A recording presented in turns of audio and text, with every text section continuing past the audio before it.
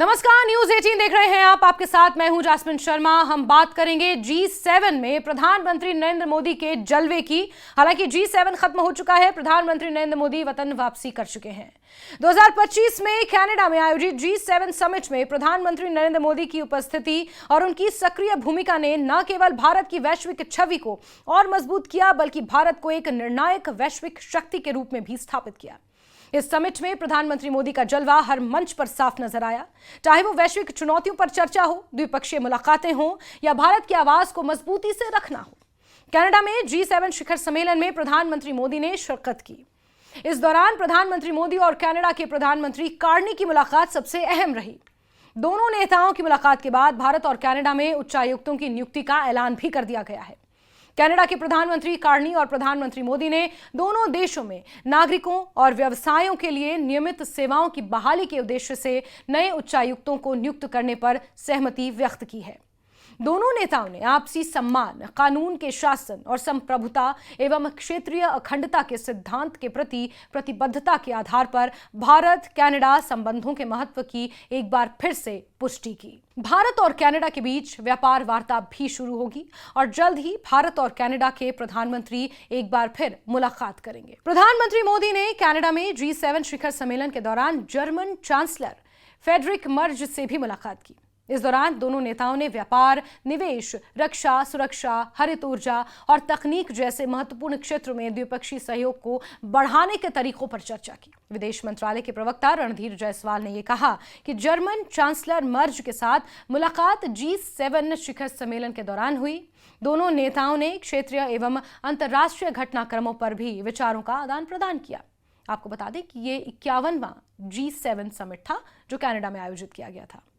रणधीर जायसवाल ने बताया कि प्रधानमंत्री मोदी ने आतंकवाद के खिलाफ लड़ाई में भारत के प्रति जर्मनी की मजबूत एकजुटता और समर्थन के लिए चांसलर मर्ज का आभार जताया।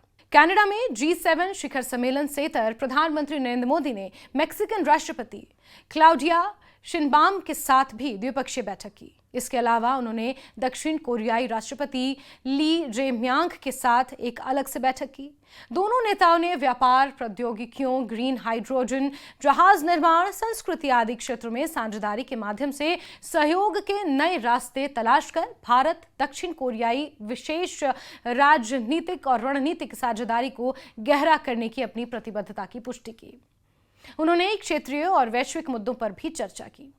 G7 समिट में प्रधानमंत्री मोदी ने ब्रिटेन के प्रधानमंत्री कीर स्टारमर के साथ मुलाकात की। मुलाकात के बाद प्रधानमंत्री मोदी ने पोस्ट किया। उन्होंने लिखा कि दोनों देशों के बीच रिश्तों की मजबूती पर चर्चा हुई है। भारत और ब्रिटेन के रिश्ते मजबूत हो रहे हैं, जो व्यापार और वाणिज्य जैसे क्षेत्र में हमारी प्रगति में झलकता है। हम इस अद्भुत दोस्ती को और भी गति देने के लिए मिलकर काम करते रहेंगे। आपको बता दें कि G7 समूह दुनिया की 7 सबसे बड़ी विकसित अर्थव्यवस्थाओं का एक समूह है, जिसमें America, Britain, France, Germany, Italy, Canada और जापान शामिल हैं। भारत को इस बार आउटरीच गेस्ट के तौर पर आमंत्रित किया गया, जो भारत की बढ़ती वैश्विक भूमिका और महत्व को दर्शाता है। ये प्रधानमंत्री मोदी का लगातार छठा G7 सम्मेलन था, जो भारत के लिए गर्व की बात है। प्रधानमंत्री मोदी ने समिट में जलवायु परिवर्तन, ऊर्जा सुरक्षा, आर्टिफिशियल इंटेलिजेंस, क्वांटम टेक्नोलॉजी, खाद्य सुरक्षा, आतंकवाद और वैश्विक शांति जैसे मुद्दों पर भारत का पक्ष मजबूती से रखा। उन्होंने विकासशील देशों की आवाज को प्रमुखता से उठाया और ग्लोबल साउथ के लिए न्याय संगत विकास की मांग की। उनका भाषण संतुलित, तथ्यपूर्ण और दूरदर्शी था, जिसमें उन्होंने तकनीक के जिम्मेदार इस्तेमाल, हरित ऊर्जा और वैश्विक सहयोग की आवश्यकता पर जोर दिया।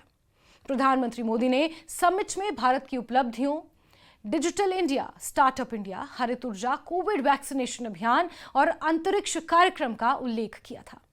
उन्होंने बताया कि कैसे भारत ने न केवल अपनी बल्कि पूरी दुनिया की भलाई के लिए काम किया है और आगे भी निरंतर कर रहा है। उनके नेतृत्व, क्षमता और आत्मविश्वास ने भारत को एक जिम्मेदार, भरोसेमंद और भविष्य की वैश्विक शक्ति के रूप में प्रस्तुत किया है। अंतर्राष्ट्रीय मीडिया में प्रधानमंत्री मोदी की सक्रियता, विचारशीलता, कूटनीतिक कौशल की सराहना हुई है। कई विदेशी अखबारों ने लिखा कि भारत अब सिर्फ एक उभरती अर्थव्यवस्था नहीं बल्कि वैश्विक मुद्दों पर निर्णायक भूमिका निभाने वाला देश बन चुका है। सोशल मीडिया पर भी #Modi@G7 ट्रेंड करता रहा और भारतीय समुदाय ने इसे देश की बड़ी उपलब्धि बताया। G7 समिट 2025 में प्रधानमंत्री नरेंद्र मोदी का जलवा हर स्तर पर देखने को मिला। उन्होंने भारत की आवाज को न केवल बुलंद किया बल्कि भारत को वैश्विक मंच पर नेतृत्वकर्ता के रूप में स्थापित किया। उनकी कूटनीति, दूरदर्शिता और संवाद कौशल ने यह साबित कर दिया कि भारत अब विश्व राजनीति में निर्णायक भूमिका निभाने के लिए पूरी तरह तैयार है। ये G7 समिट भारत के लिए ऐतिहासिक उपलब्धि और गर्व का क्षण है, जिसने देश की छवि और कूटनीतिक ताकत को नई ऊंचाइयों पर पहुंचाया है। G7 समिट के दौरान ही एक महत्वपूर्ण वाकया भी पेश आया, जहां अमेरिकी राष्ट्रपति डोनाल्ड ट्रंप और प्रधानमंत्री नरेंद्र मोदी की ऑपरेशन सिंदूर के बाद औपचारिक बातचीत फोन पर हुई, जो 35 मिनट तक चली। विदेश सचिव विक्रम मिस्री ने इस बातचीत का औपचारिक वर्जन साझा किया, जिसमें यह स्पष्ट नजर आ रहा है कि भारत ने अमेरिका के सामने भी मजबूती से अपना पक्ष रखा और अमेरिका ही नहीं बल्कि पूरे विश्व को यह संदेश देने की कोशिश की कि भारत आज की डेट में अपनी लड़ाई लड़ना खुद जानता है, चाहे वो आतंकवाद के खिलाफ ही क्यों ना हो। 9-10 मई की रात को पाकिस्तान के हमले का भारत ने बहुत सशक्त जवाब दिया और पाकिस्तान की सेना को बहुत नुकसान पहुंचाया। उसके मिलिट्री एयर बेसिस को इनऑपरेबल बना दिया। भारत के मुंहतोड़ जवाब के कारण पाकिस्तान को भारत से सैन्य कार्रवाई रोकने का आग्रह करना पड़ा। प्रधानमंत्री मोदी ने राष्ट्रपति ट्रंप को स्पष्ट रूप से कहा कि इस पूरे घटनाक्रम के दौरान कभी भी किसी भी स्तर पर भारत अमेरिका ट्रेड डील या अमेरिका द्वारा भारत और पाकिस्तान के बीच मध्यस्थता जैसे विषयों पर बात नहीं हुई थी। सैन्य कार्रवाई रोकने की बात सीधे भारत और पाकिस्तान के बीच दोनों सेनाओं की एग्जिस्टिंग चैनल्स के माध्यम से हुई थी और पाकिस्तान के ही आग्रह पर हुई थी। प्रधानमंत्री मोदी ने जोर देकर कहा कि भारत ने न तो कभी मध्यस्थता स्वीकार की थी, न करता है और न ही कभी करेगा। इस विषय पर भारत में पूर्ण रूप से राजनीतिक एकमत है।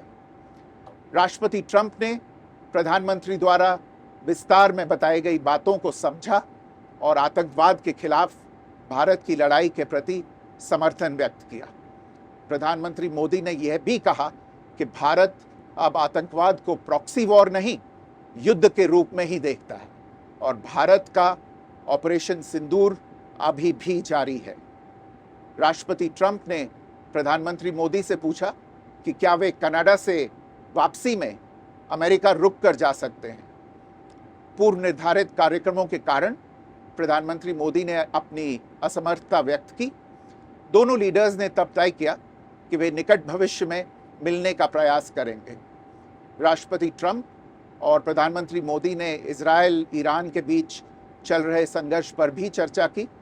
रूस यूक्रेन कॉन्फ्लिक्ट पर दोनों ने सहमति जताई कि जल्द से जल्द शांति के लिए दोनों पक्षों में सीधी बातचीत आवश्यक है और इसके लिए प्रयास करते रहना चाहिए।